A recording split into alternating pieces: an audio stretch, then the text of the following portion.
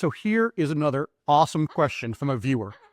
Why did the Bible say that Moses has horns? Yes, the Bible actually did say that, but the church fixed it a long time ago, before the Bible was even translated into English.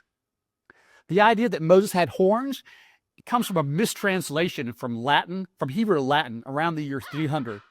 But I'm not a Hebrew expert, so I want to turn this over to my good friend, Rabbi Dan Ehrenkrantz. Thanks for this opportunity to do a little teaching. The preacher is right. The idea that Moses had horns comes from a mistranslation from Hebrew into Latin. All right, how did this happen? In Exodus chapter 34, Moses comes down from Mount Sinai after encountering God. In verses 29, 30, and 35, there's a repeated phrase, karan or panav. So or panav is pretty clear. That means the skin of his face. So karan or panav means karan, the skin of his face. Now karan is a tricky word to translate. It's a verbal form of the noun keren.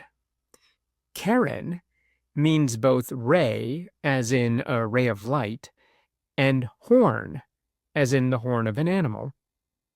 So it's easy for me to imagine how this word came to have both of these meanings.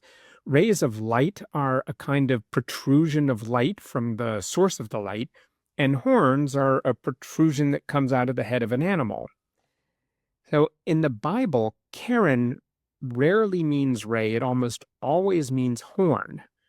So it's easy for me to understand how an early translator would come across karan, the skin of his face, and translate it as his face was horned.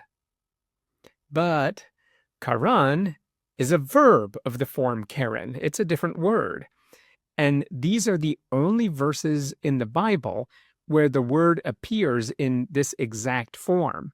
So with these clues, Jerome, who was translating the Bible into Latin in the 300s, he had to figure out what karan meant in this context.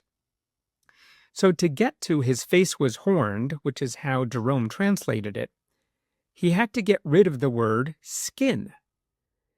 If he had insisted on karan meaning horned, he really needed to translate the verse as the skin of his face was horned.